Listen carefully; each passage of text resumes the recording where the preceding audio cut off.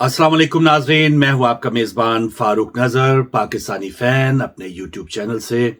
और आपसे गुजारिश है कि जिन लोगों ने अभी तक इस चैनल को सब्सक्राइब नहीं किया, तो जो भी पाकिस्तान के हवाले से बग़ैर किसी झुकाव और बग़ैर किसी धड़े के इन्फ्लुएंस के कोई गुफ्तगू सुनना चाहता है, ख़ुद करना चाहता है, तो ज़रूर इस चैनल को सब्सक्राइब करें।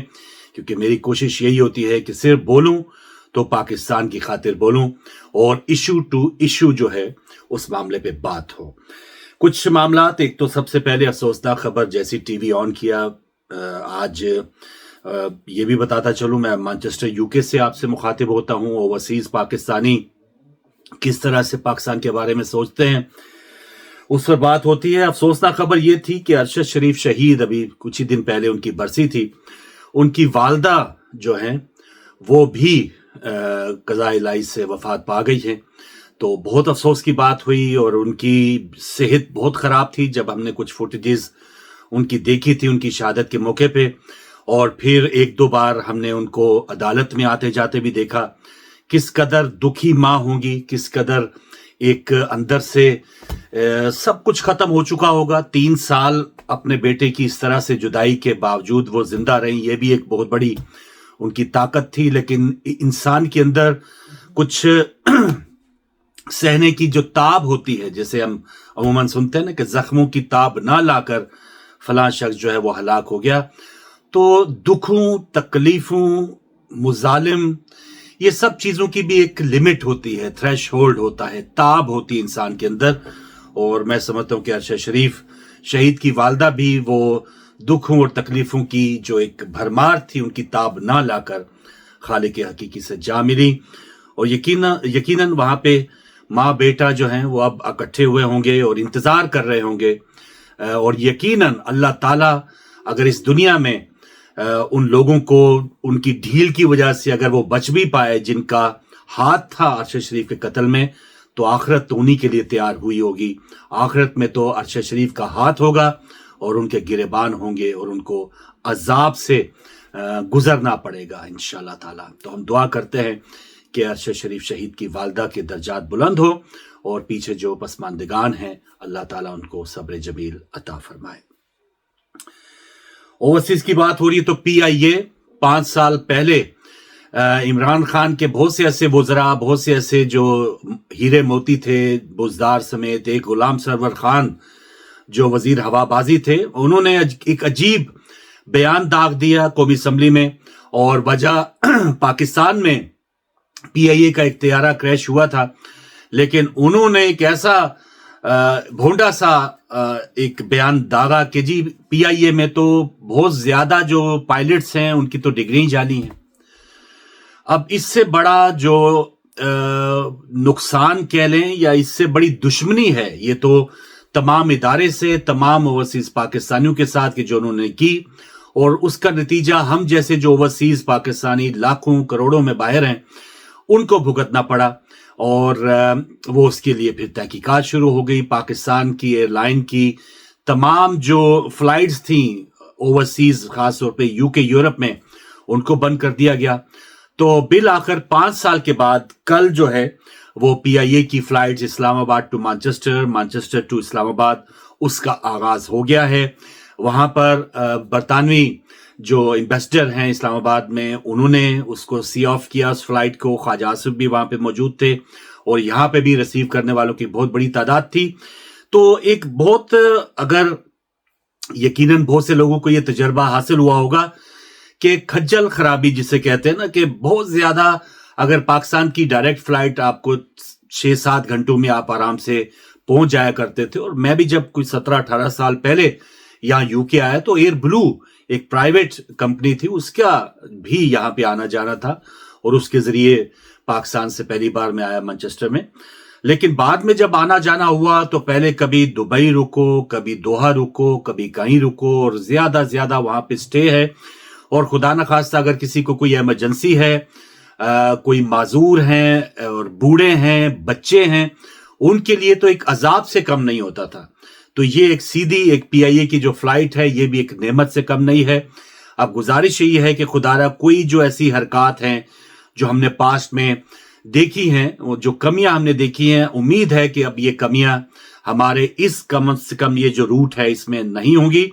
और पीआईए के अलावा भी पता चल रहा है कि जो प्राइवेट एयरलाइंस हैं, हमारी एयर ब्लू है, एयर सियाल है, उनको भी शायद इजाजत मिल जाए या मिलने वाली है। तो ये एक अच्छी खबर थी। शुक्र है कि ओवरसीज पाकिस्तानी सीधा अपने वतन में डायरेक्टली जा सकेंगे।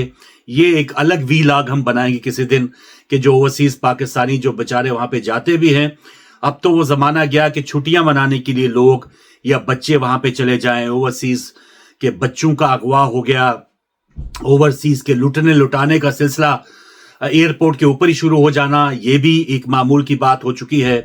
कुछ ओवरसीज बेचारे जाते हैं कि उनकी जायदादों पे या तो कब्जे हो चुके होते हैं, उनको छुड़वाने के लिए, उस तको के लिए या कब्जे से बचाने के लिए वहां पे जाते हैं।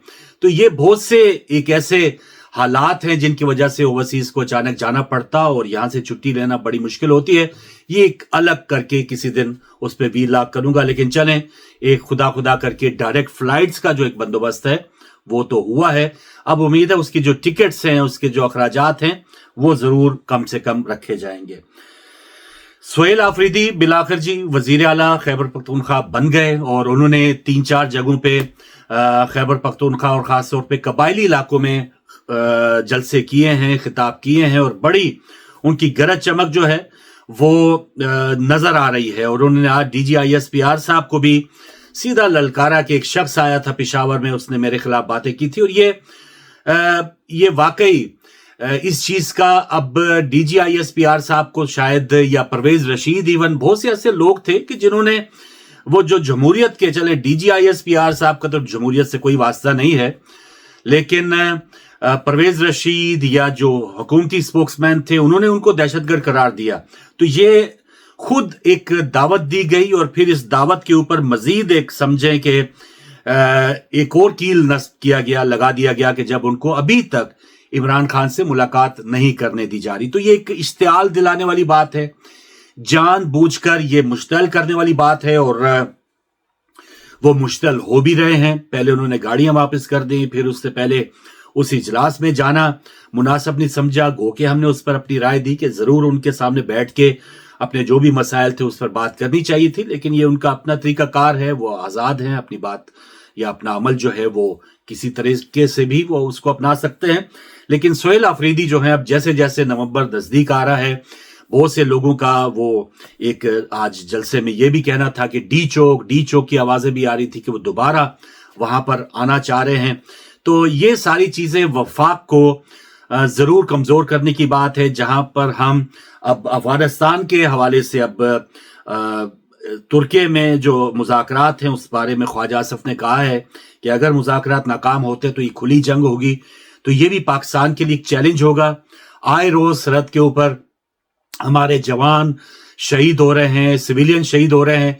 तो एक ऐसे जंगी माहौल में आप एक सूबे से महाजराई कर लें और जानबूझ के आप एक महाजराई करें, एक सिस्टम है, आप किसी को मिलने दें, वो आके अपनी काबीना बना लें। जब और आज जलसे में भी उन्होंने कहा कि भाई जब शहबाज शरीफ कह सकता है कि मैं किसी से पूछ के बताता हूं कि आपको मुलाकात करवानी है, तो मैं क्यों ना पूछूं अपने कायद से कि काबीना में किस किस को रखना है। तो पूछने पुछाने के ऊपर पहले माफी के मामले पे काफी देर ये मामला लटका रहा है और अब भी अना की जंग है और अब पूछने पुछाने पे ये सारा सिलसिला है। नुकसान पाकिस्तान का हो रहा। आसिम मुनीर साहब का जरा सोचिए, देखिए उनके बारे में एक तो चैलेंजेस जो अंदरूनी हैं वो देखें और भारतीय मीडिया के ऊपर उनके हवाले से एक फुटेज मैं देख के हैरान रह गया कि एक फायरिंग बोर्ड बना हुआ है, उसके ऊपर तालिबान आसिम मुनीर की तस्वीर को वो गोलियां मार रहे हैं और बड़ी एक उनको ग्लोरीफाई किया जा रहा है। देखिए जी, तालिबान ने तो पहले बेनजीर भुट्टो को भी शहीद किया,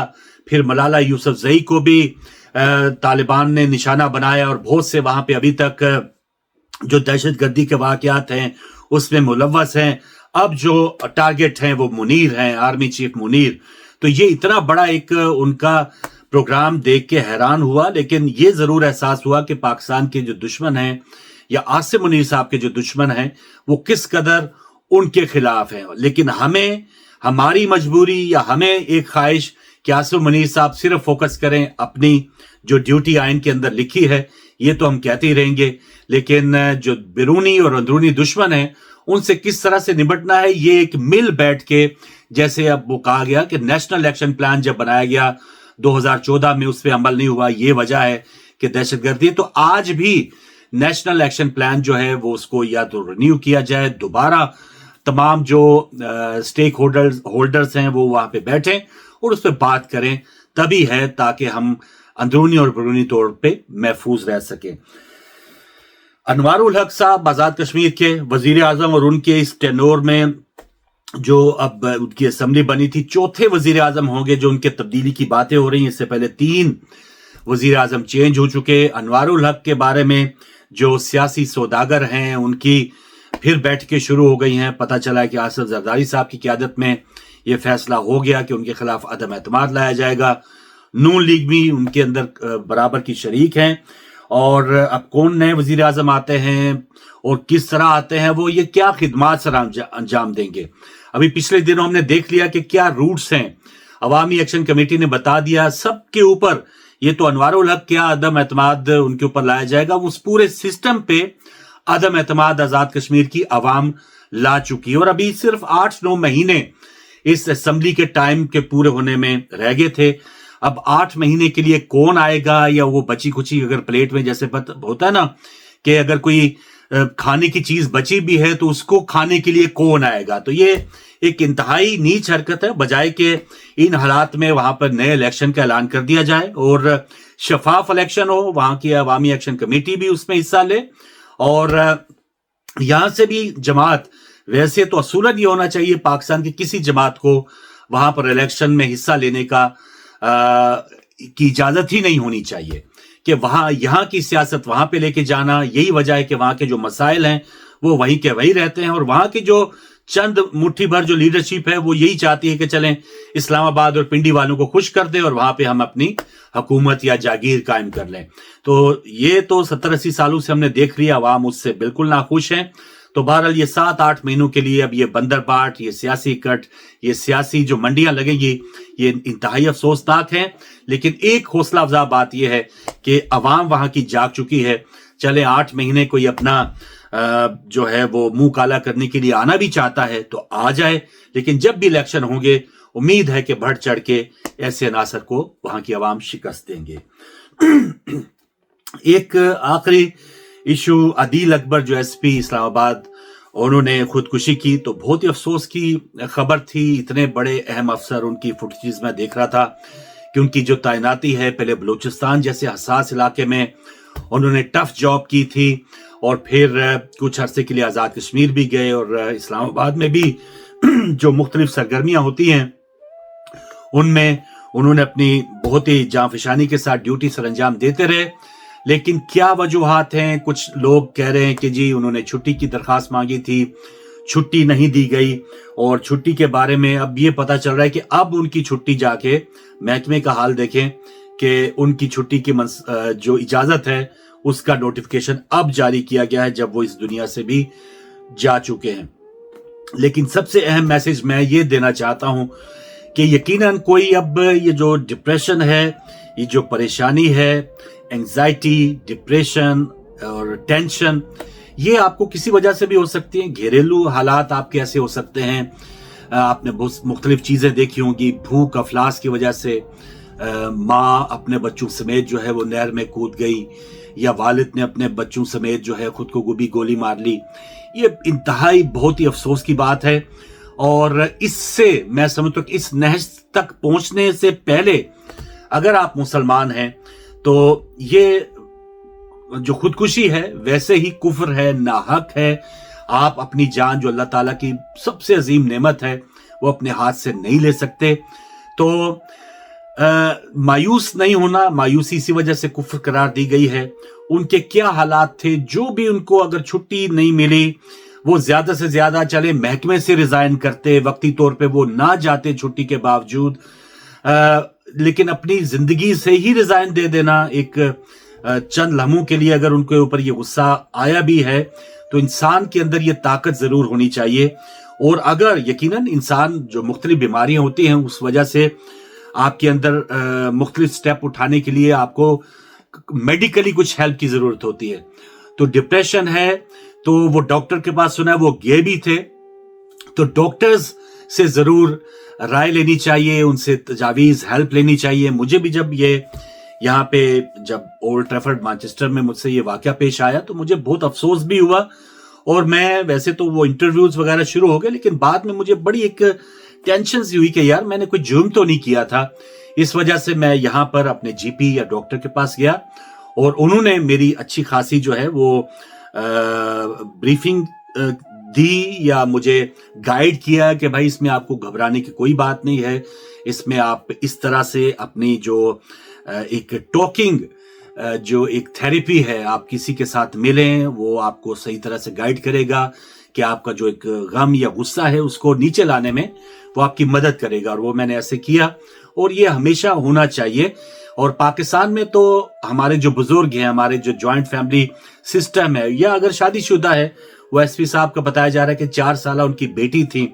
यकीनन जब आप घर में आते हैं, बाहर कुछ भी आपके साथ किया गया हो, आप अपनी बेटी और बाप का तो रिश्ता ही ऐसा होता है, सब चीजें आपको भूल जानी चाहिए।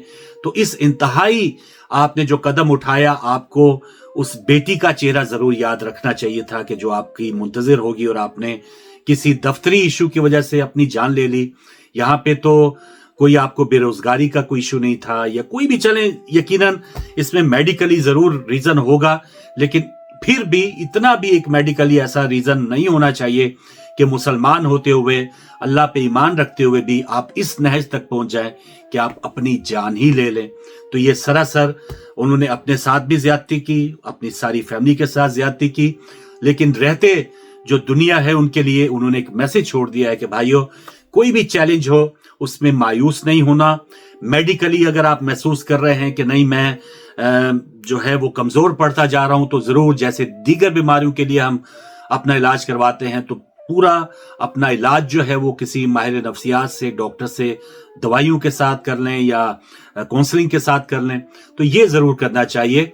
और बाकी जो महकमे के जो अफसरान यहाँ पे फिरौन बैठे हैं, आईजी पंजाब हो, आईजी इस्लामाबाद हो, दीगर अफसरान हो, ये तो बस मुंतजर ही हैं भाई। हम तो इनके लिए अब ये नहीं कह सकते कि शायद इनको हिदायत मिल जाएगी। अल्लाह ताला ने इनकी रस्सियां दराज कर दी हुई हैं, ये छट्टे के माहिर हैं, इनको कोई इंसानियत है ही नहीं। जब इंसानियत के हवाले से ये हुक्म दे दें कि नहाते लोगों पे गोली चला दें, तो अपने मातहतों के साथ इनका क्या रवैया होता होगा।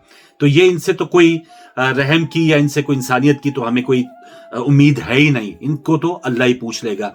लेकिन जो इनके मातहत हैं वो इतने ज्यादा डिप्रेस ना हो जाएं कि अपनी सारी जिंदगी को ही खत्म कर दें, ना अपने बाल बच्चों का ख्याल रखें, ना अपने बूढ़े माँ बाप के एहसास के हवाले से उनको कोई फिक्र हो। तो ये सारी टेंशनें जब आपकी होती हैं दफ्तर में कहीं भी, उसको छोड़ छाड़ के सिर्फ अपने बच्चों के लिए आप जीना सीखें। टफ काम है, यकीनन एक चैलेंजिंग काम है, रोज जीना पड़ता है, रोज मरना पड़ता है। 2 टके का अफसर हो, वो आपको झाड़ पिला दे तो ये बंदा इंसान अंदर से टूट जाता है। लेकिन यही तो एक काम है, यही तो एक आजमाइश है कि अगर आप मुकम्मल तौर पे अपने अल्लाह पे यकीन रखते हैं, तो ऐसे घटिया लोगों की अगर कुछ अल्फाज आपके ऊपर बरसे भी हैं तो उनको छटक के फेंक दें और अल्लाह पे ईमान रखें, अपने बच्चों के लिए जिएं।